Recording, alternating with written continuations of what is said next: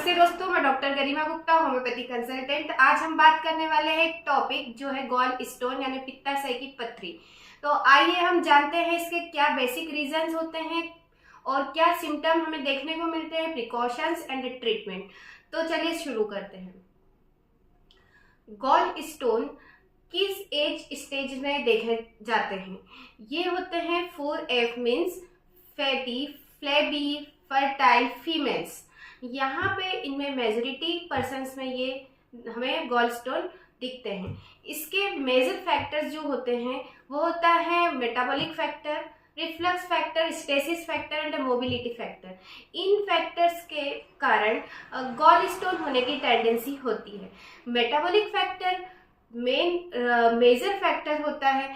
Metabolism का work जो होता है वो होता है लीवर से।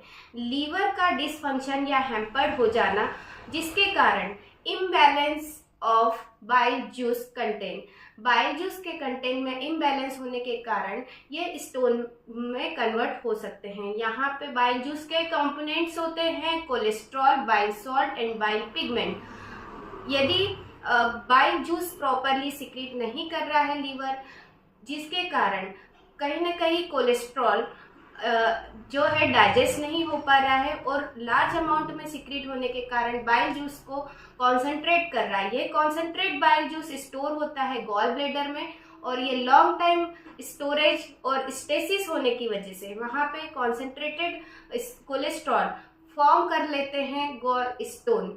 एंड यह कभी some time bile pigment stone भी देखने को मिलते हैं, जिस कंडीशन में रप्चर्ड बहुत हो रही है RBC like sickle cell anaemia, leukaemia, जिसमें कि बाइल पिगमेंट एक्स्ट्रा अमाउंट में सिक्रीट हो रहा है बाइल जूस में और ये कन्वर्ट हो रहे हैं बाइल पिगमेंट स्टोन में। कई बार इसमें सिम्टोमेटिक भी होते हैं, एसिम्टोमेटिक भी केस होते हैं। 60-40 का रेशियो होता है। 60% सिम्टोमेटिक होते हैं, जो कि आपको सिम्टम प्रोड्यूस होते हैं वो होते हैं एब्डोमिनल फ्लैचुलेंस, गेज बनना, एब्डोमिनल कॉलिक मीन्स पेट दर्द होना, इसके साथ में नोजिया, वॉमिटिंग जैसे भी सेंसेशन होते हैं। ये तीनों सिम्टम्स मेन इंपॉर्टेंट सिम्टम होते हैं, जिसके बाद पेशेंट कुछ इन्वेस्टिगेशंस के थ्रू डायग्नोज करवाता है कि उसे गॉल स्टोन हुआ है।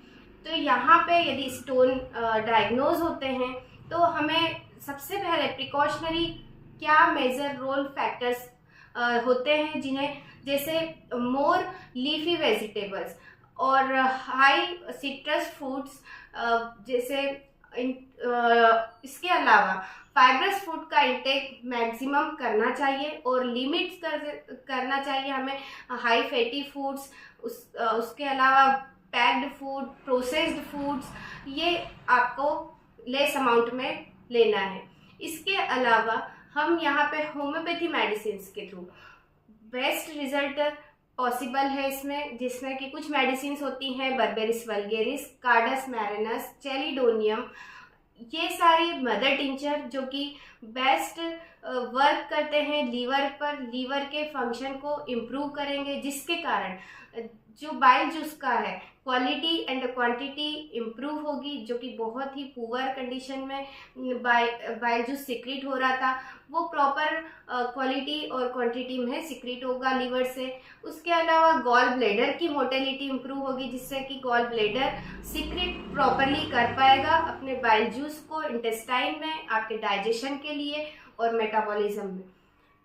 ये मेडिसिन जो हैं वो आपको प्रॉपर गाइडेंस में होम्योपैथी कंसल्टेंट से प्रॉपर केस टेकिंग के through symptomatic selection of medicine के साथ में होनी चाहिए, जो कि आपकी थ्रू आउट केस के लिए हेल्पफुल रहेगा और आपकी गॉल स्टोन की टेंडेंसी को ब्रेक करेगा। So believe in homeopathy and be happy, be healthy. Thank you.